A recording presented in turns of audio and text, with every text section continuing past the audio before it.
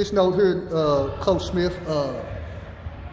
Let me ask this. You spoke a lot about your program, a lot about yourself, and of course, you know I'm a little biased and what have you.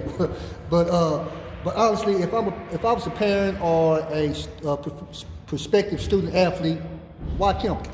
Why KImball? Why KImball? Because, baby, ain't nothing but tradition here. Okay. One thing about it, we're winners, and we're going to continue to be winners. I mean, I've had people ask me that question before, like, why would I bring my kid? You know what? This is not for everybody. It's not. You might hear something about, oh, the school ain't all that, or it's ain't no clip, or Nick don't know what he's doing, he can't coach, or this, that. I don't understand when people say that, and you run around winning 22, 23 games every year, and I got over, 52 kids that signed scholarships in 14 years. I got people that would say, well, nah, I ain't gonna bring my kid to KImball, I'm gonna send him over here. I'm like, all right, in 3 years, you're gonna be calling me, trying to help your kid get in school. Don't you get that in? All the time. And guess what? 3 years later, hey, coach, man, you think you got you know what you do? Take this you film on my son? You know, can you take this film on my, can you get him something? And you know what I do? I do it anyway. Yep. But I told you you're gonna come back to but you're gonna come play for me. You send them over there, they ain't doing it for me, then you come to me. You know how many times that happened? Yeah. So in that 50-some kids, I don't even include those kids. Oh, these are kids that just play for me. Not in the 14 years. Not the ones. Not everybody else, because at the end of the day, it's not about me. It's about helping that child get to the next level. And I'm gonna just be honest with you. I mean, you probably had to do this too, but I done tricked a couple folks into taking kids. Oh, yeah. Ruin your relationships with college coaches, huh? I can't never send another kid to that college coach over there. I mean, coach don't ask the phone if I tell you something, I'm pretty much on the money, but in the past, I've had to, and that kid might be there about a year, maybe 4, 5 months, or they might be home before Thanksgiving. I don't know, but I got them down there. And I got, parents be happy, I got them down there. But, everybody, if they're playing this sport, has a dream of getting to the NBA or playing professional, or even just getting to college playing on the next level. I'm gonna tell you, it's disheartening sometimes when a kid's been playing all his life at AAU and then it's just over. So I tell them to take advantage of the time that you have and the experience that you have and give it everything you got, because when it's done, it's done. And next thing you know, you go to college or you don't go to college, you start working. I mean, you end up having grown people problems like we have. I mean, you don't want grown folks. Yeah, you don't want grown folks problems. So, being here, the one thing we've been doing the last few years, I'd say last few years, is developing our players, especially our guys that are coming in as being here 3 and 4 years, that's not transfers. We're developing a transfer, but those kids that are coming in as freshmen and being here 4 years, my goal was to see a difference in their game from their freshman year to the senior and how they can progress. So when we're not playing, I posted some stuff on Facebook and Twitter the other day. When we're not playing, I got 4 or 5 coaches up here that's doing individuals. And, we can't do this year round and stuff like that. I know parents have to go find a trainer and pay for that. But my thing is this here. This is part of our job to help develop these young men into being better men, young men, but also better basketball players. And if we're not doing that, if we're just practicing, they go home, and then we're doing the off season, they go home, then how do we expect to get down that road and win the state championship year after year after year if you're not seeing this in these young men? So that's been my goal, especially the last 3 years. And you know what? Let me say this. We get kids that come here, we get a few that transfer, and at the end of the day, that it is just what it is. Everybody's not going to be happy. I know last year I went 30-7, Ed, and I was winning, and I was playing 13 guys, sometimes 14, and still winning. But people was hitting me like, you ain't gonna win like that playing that many kids. And I knew that. I knew that, because when you get in the late district playoffs, you ain't be playing on 13, 14 guys. Yeah, that rotation got to cut down some, but every player feels that their child need to be on the court. They do. And even if you give them 3 or 4 minutes, that ain't enough. That ain't enough. So it becomes about my kid and not the team and winning. And then you get a kid that gets that in his head and, I'm gonna take my kid over here and go to. Sometimes that just needs to be done. And sometimes it's better for the program. You know what I'm saying? Because there's so many programs you can go to that ain't winning, They that need your players. kid could probably go start for, because that's what you want them to do, and go get 25, 30 points. Seriously, they need Let them go players. do There you that. go. There you go. And There then you be go. home There you at go. the end of district. Yeah. You know what I'm saying? Hey, but you go average 25. You go average 25. You gonna lose and get by what you about want. 25 every night, but you gonna get But 25. if you want your kid to be, you know, a part of something special every year, a part of coaches that really care, that takes time outside of basketball to communicate with them. To that one thing we do with our team, we were only able to do one this year, but because of COVID and things, we do more things that help them bond and stuff like that, whether it's going to Dave & Buster's, whether it's going on an outing, just getting them to do something outside of basketball so they can like each other, you know, get to know each other, because those can be long-lasting friendships after high school. Lifelong relationships. Lifelong relationships. You know what, man, Nick? This is something, man, that I've always respected with you, and I picked it up from playing for Coach J.D. Mayo. That he always used to tell us that he said, man, life's all about relationships and communication. And he always used to tell us about, you know, building lifelong relationships. And it's just funny, man, that I ain't gonna tell his age, but Coach Mayo got to be 70 plus, man, or older. But man, I mean, when I called him, man, even like before we had Call ID or whatever. And I know he coached thousands of players. I called him, man, hey, what's going on, Coach Mayo? Remember that? Hey, Ed Too Tall Taylor. Just remember your name, whatever. Me and him, we still talk to this day, man. He give me advice about life, and I mean, pray for me over the phone, whatever. But like I said, those are the type of things I learned from him. That also, when I got into your program, to your coach over at Kingston, that that I had to learn, and definitely, working in West Dallas, it takes a village. It does. Had to take kids home, feeding kids, stuff like that, man. Where I'm not gonna miss taking certain kids to court, stuff like that. But when you learn that it's about a lifelong relationship, but them kids appreciate that, because somebody told me a long time ago, kids might remember what you said, what you did, but they remember how you treated them. They remember that, Coach. And they remember that. That's why, like you say, man, some of my biggest supporters, Nick, is some of the kids from Pinkston.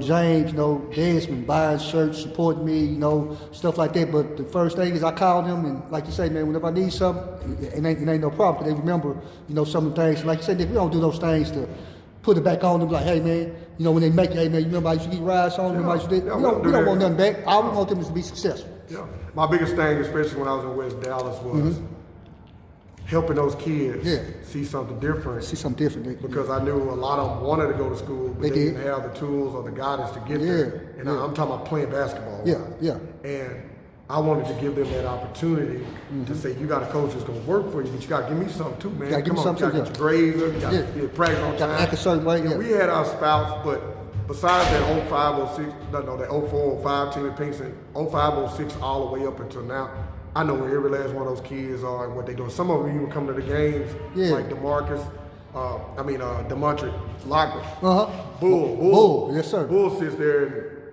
and texts me about coming to KImball game. Desmond, like you said, they'll come to KImball. They'll just come to see my teams or whatever like that, and see what we're doing. These guys graduating 06 and 2009, 13, 14 years ago.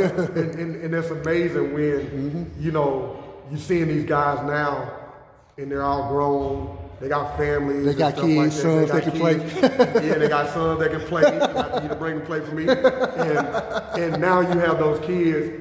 They're coming up and you're seeing them be dads now. You see how different they were. And I used to tell them all the time, you're going to be a father one day. You're going to be a dad one day. But guess what? I've had to go bond somebody out of jail before. I've had to go to court. But several times, because mama couldn't get out of work and they had to go to court today, so I'm taking off work. So I can go to court with them. I've done all that. And still do it if I have to. Thank God I ain't had to do it since I've been over here. But those are some of the things I had to do back then, and to help some of those young men. But guess what? None of them in jail. And you know what, man? Let me tell you something. Desmond, I saw Desmond, man, way at a Waxahachie game. I was watching Waxahachie play somebody. After the game, he bumped to me, and we just talking, man. He just told me, man, I almost kind of cheered me up. He told me, he said, hey, Coach, man, he said, man, I appreciate everything you and Coach McGee, Coach Smith did for me, man.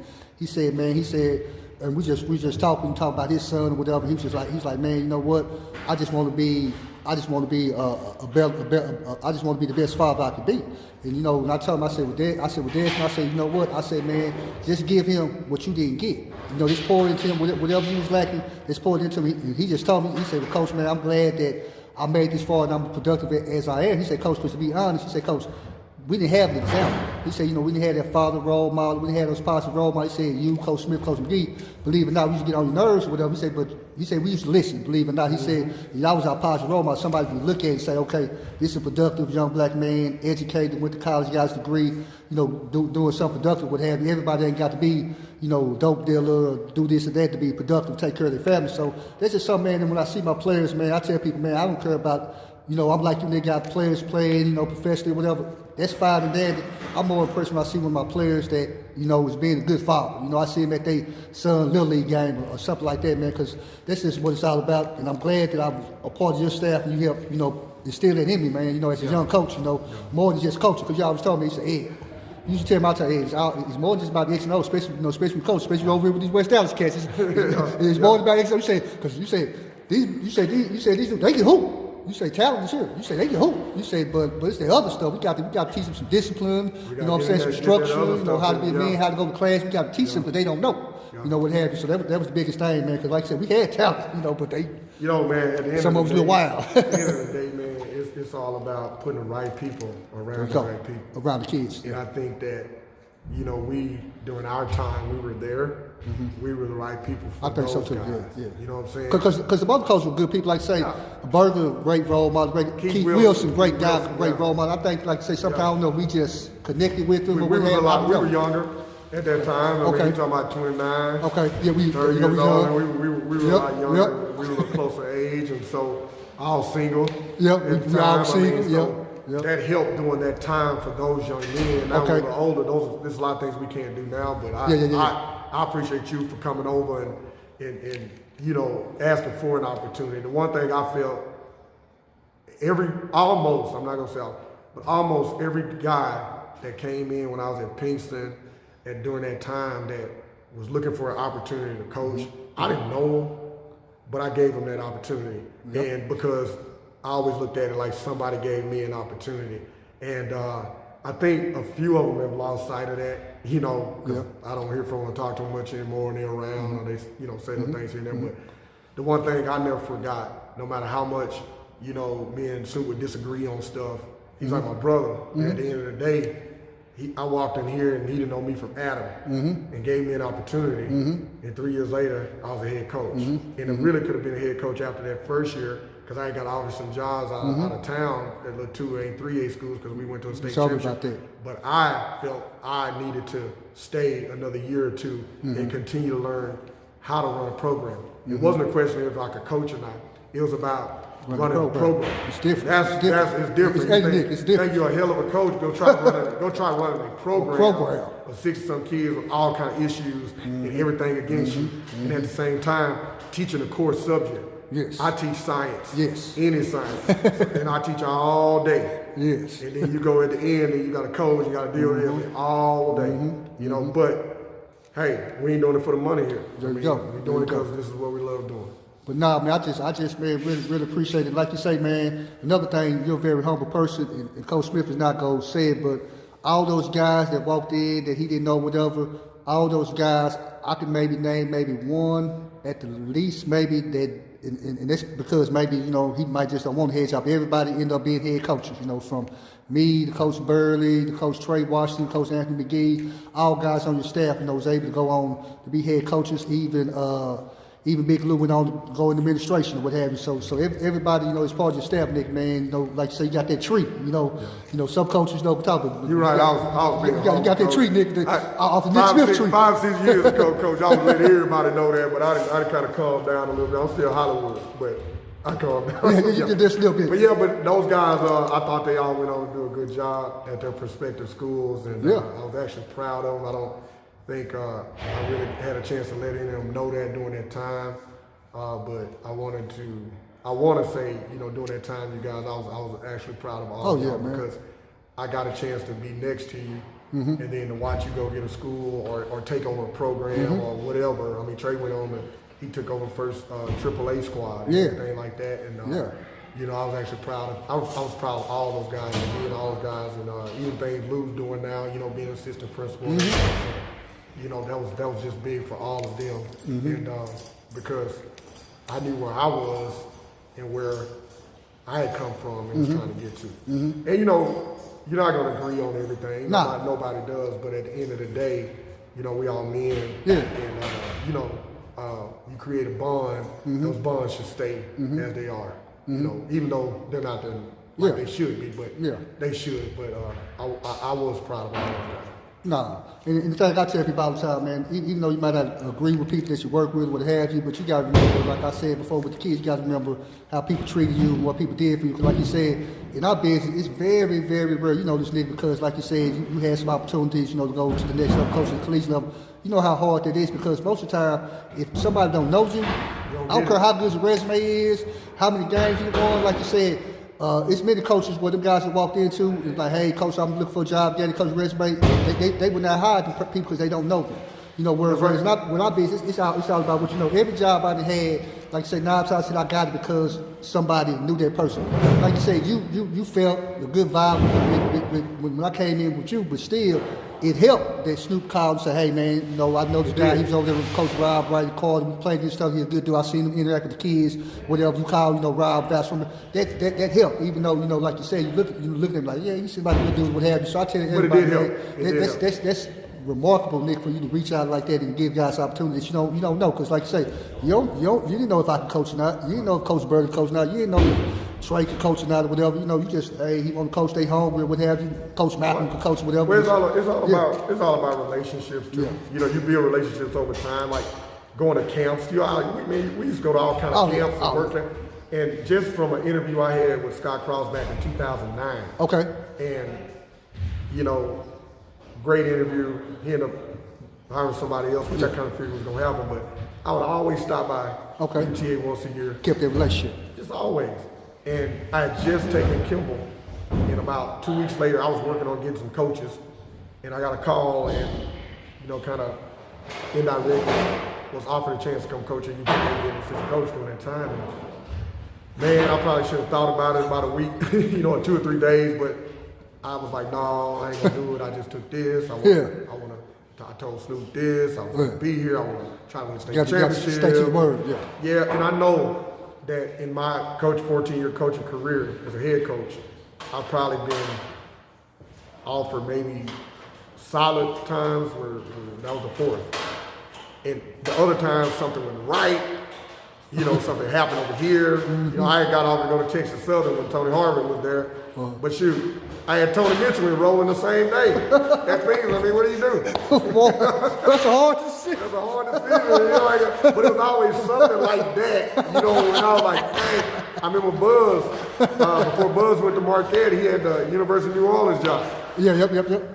I had Suge, I had Big Andre, I had some players. He offered me a job. I mean, it was post-Katrina. I mean, Katrina just happened. I mean, it's like, you know, so, but that last one was on me. Yeah. And like I said, for high school coaches, they just don't come around that often. No. And you don't get offered those jobs, you don't know what you're doing. You know what I'm saying? So, but it also is about relationships and things like that. And I think just to be honored to be asked if I would consider it, was because I knew the time I had put in. Yeah. I didn't burn any bridges. I didn't go around if somebody didn't offer me a job. Like I interviewed at SMU 3 times. That door brought me up. You know, I had some players and op spot open. But I never once left out of there not having positive. Class, being positive, not talking about, man, they don't know what they're doing, they ain't hard, don't do this. I never once. The people hire you, they won't hire at the end of the day. That's right. I'm going to do the same thing. You're going to do the same thing. You're going to do the same thing. So it's just like we have these conversations all the time. In order to be a good head coach, you need to be a great assistant. And sometimes your head coach is not always going to agree with what you're saying or what you want to do, and sometimes he will, but he just wrong with it. Yep. But yeah, it's funny, man. Guys, it's funny, man. You say about relationships, man. That's one of the reasons why, you know, it's not where I want to be, but you know, TaylorMade Hoops is growing. It's just based upon relationship because, like you said, I told everybody when I go on my live videos going to different schools, somebody asked me, say, Coach, man, how do you determine, you know, what schools you go to? And I told them I don't go by, you know, who winning, you know, stuff like that, you know, some of the better programs, what have you. I go by relationship I have with people, you know what I'm saying? So when I looked at my list, I said, okay, Coach Love, my boy, Coach Smith, my boy, Coach May, you know, I go by that. Then if the program program happened to be winning or whatever, that's a plus what happened. But that's why I come to programs. And then, like you said, I want to always take care of those who took care of me. Who take care of me. You know, I'm real big on this, so I always want to make sure that I take care of, you know, my guys in Dallas ISD, what have you, guys I have a relationship with. And then, like you say, kind of move on. You know, I've been to some other places, Crandall, different places, what have you. But it's always going to be based upon a relationship. Like you said, I'm gonna go over to, you know, get in contact with Coach Peavy. You know, Coach who want to go to Duncanville, what have you. You know, some of the premier programs. But I go to programs that I have relationships with, man. You know, and I think they serve me well because that's one of the reasons why I tell these parents that, you know, when I be assistant managing the kids or whatever, they say, Coach, man, what make the difference from NSR or some of these other recruiting sites, whatever? I said, well, I have a personal relationship with these guys where I can pick up the phone, like you say, man, I call Scott, hey, Scott, I got this kid, whatever. Well, he might not take a kid, but he's going to look at the film. He's going to really take a look at it, really look at the kid and say, hey, Coach, now, you know, I'm going to take a pass on him, whatever, you know, whatever the case may be. So I tell people, man, young people, always take advantage of the relationship that you have. I tell kids all the time, like right now, you play for KImball High School, KImball basketball. Everybody love you, you're winning.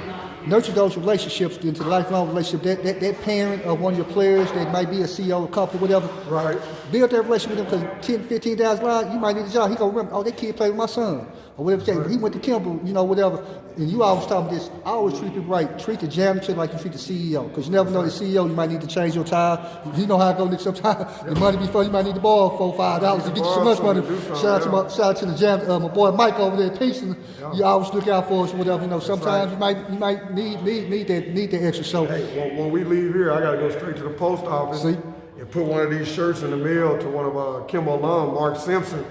Mark always looks out for the team. He's a KImball alum, played basketball, so you know he did a little something for us, man. And I got a shirt in the car, so as soon as I leave here, putting one of these in the mail. He in Houston, so I got, you know what I'm saying? So much we have to do. People don't even know. Hey, everybody, I'm gonna get on Nick. He got a pretty nice night shirt on, but he got a pretty TaylorMade Hoops shirt. I got it. It's in the house. It's in the house. I usually have it hanging up in my office.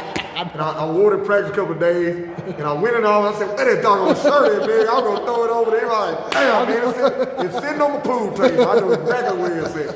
But I looked at the card and everything. No, but I appreciate you, man, and your program. Everybody, man, associated with KImball, man. Even, you know, on the other side, shout out to my man, Big E or whatever, you know, big part of the program. You know, he's family of the KImball program. Coach Gerald Smith, man, that's my guy, man. He always called me, make me feel good. You know, he called me, pick my brain sometimes on things. I guess just to get a different look. Sometimes I tell him, hey, man, don't tell your brother I said that, man. Man, he called me, hey, what you think, man? What you think? And I'll tell him stuff, whatever. Like, yeah, man. So, man, I just really appreciate you, man, Coach Smith, man. Man, I know this. My wife gonna be mad when she downloads this because she always tell me to keep my videos down low on the time, so it'll download a little bit quicker. But she gonna be upset on this one. We about 30 minutes in, so she gonna be upset, but it's all good. But nah, man, all you know, my other coaches, Jonathan Rivera, Malcolm Newman, been with me since the Pinkston days. Oh, yeah. You know, Chris Collins coming from Shreveport, all high school, Huntington High School. He's over here with us now. Robert Jacobs been with me a few years. You know, and Carl Thomas, Seabird, Calvin Breedlove. So, yeah, I just named the whole R&B group. The R&B group. What's the name? Earth, Wind, and Fire. Earth, Wind, and Fire. I got a whole band with me, man. But, you know, it's all about, everybody say, well, why you got so many coaches? Well, it's because so every kid or every two kids has an actual coach that they work with. And so that's why I do. I make sure that the freshman coach has an assistant. I make sure the JV coach has an assistant. And I have two assistants on varsity. So now we're being able to, it's not just two of us doing everything. We better cover all that. We better pick up some kids when we need to get kids in that need to ride. Or, Coach, can you work me out today? Yeah, they got a coach that can go work them out, things like that. So, man, it's kind of like how you, because I know you're a great teacher, so you kind of use some of the things that you use in the classroom where, like you say, you want to make sure that you have that good player to coach ratio, like you want in the classroom, you know, where you want, you know, that's why it's always good to the classroom size smaller, so, you know, you get that better one-on-one. If you get your big class and you need a TA. You need a TA, you know what I'm saying? I mean, I know how hard it is sometimes being a freshman coach or a JV coach, and you run around 12, 13 kids, you don't have no assistants. I mean, you got to think of everything on the spot, but it's sure good to have somebody to bounce something off and help you out. So I tried to provide that for each guy, even though those guys they're coaches, but they're not paid coaches, but they're able to, you know, they're certified and they're able to sit there and coach. Yeah. But you know what, man, Nick, that's something you always did, man. I remember I was coaching with you, man. My first year there, me, you, and rest in peace, late great Larry Phillips and Coach. What was the gentleman's name? Coach that. Coach Wright. Coach Wright. Rest Rest in peace, Coach Wright. When we was over at Pinkston, man, you always did that. I mean, I know, man, that when I was coaching, you know, the freshman team, you would always have Coach Phillips sit on the bench with me, you know, vice versa. Man, they really worked because, like you say, man, Coach Phillips, you know, was a veteran coach. I was young, thought I knew everything, you know, what have you. And sometimes, you know, he's just calm demeanor.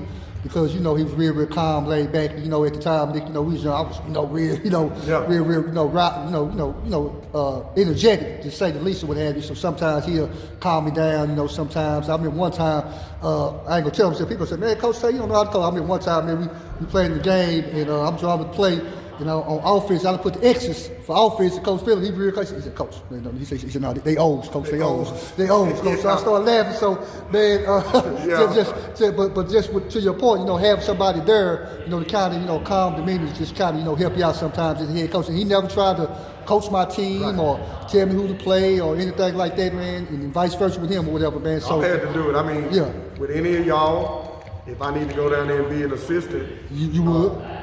You know, I would go be an assistant. I wouldn't take over the team. No, you wouldn't. Most times you sit at the end of the business, give out the water or something. You be the main cheerleader. But I know what it is say too much. To be a really, really good assistant coach. Like I said, you want to be a good head coach, be a great assistant. There you go. Well, hey, man, we ain't gonna hold up. Nick got to get to the post office, man. I got to get back to Rockwall. Cause my wife, she be calling me in a second, man. You know how it is when you married, Nick. She be calling, looking for me or whatever, man. But hey, I appreciate your time, man. I'm headed your way too, man. As a matter of fact, honestly, man, this probably been one of my most enjoyable things, because I know Coach Smith is glad to see me be successful, just like I'm glad to see him successful. So when people mention TaylorMade Hoops, I know you be bragging about, man, that's my older sister does. So I'm glad to say that you're a big part of my success, and hopefully, like you say, man, TaylorMade Hoops grow to be big things, and hopefully KImball keep on growing. You get that state championship, Nick, get that monkey off your back, baby. That's right. All right, man. Hey, once again, we talked a long time. Go ahead and let everybody know who I had the pleasure of speaking with. Hollywood Nicky Smith, baby.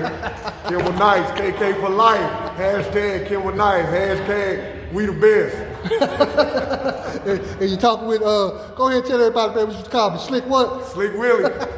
Slick Willie here said, hey man, everybody got a nickname with me. What you gonna call me? When we was in Houston, I was rolling down the strip.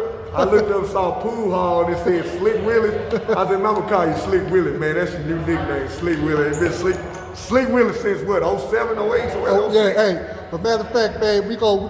Hey, I'm telling everybody, we gonna have to come back to do a part two. The part two, we're gonna talk about some of the stories, the road trip we had. Me, Hollywood Nick, and back in the day, some of them long views, some of them Houston trips, some of them skybar trips. Yeah, the sky, man. We might not want to tell something there, man, but skyboard trip, boy. Shout out to H-Town, skyboard. Shout out. Hey, matter of fact, man, you know, I ran into at the Mullins camp. I ran into Jim Hicks. Okay. Shout out to Jim Hicks, man. Somebody I always watch, man.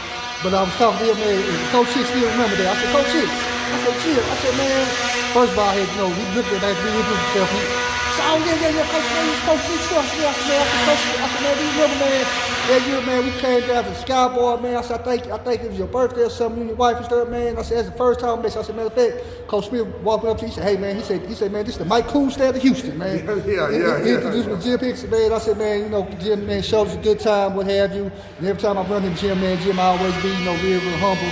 Even though we know Jim is big as they come, Jim big time. I aspire to be like Jim one day, man. But it's just funny that you say that, just talk about some old Houston shit, Nick, on that old Skybar. Matter of fact, he told me they shut it down, but they, the guy that had that when he opened up a place somewhere else, he said he don't ever go still stay open because of the COVID or whatever. He said, unfortunately, the Skybar shut down, man. So I guess it must be time for us to leave it alone, man. They shut it down. Go there no more, bro. Ain't go there no more. All right, man. I appreciate the time, Coach. Okay, thank you. All right, man. Thank you, man.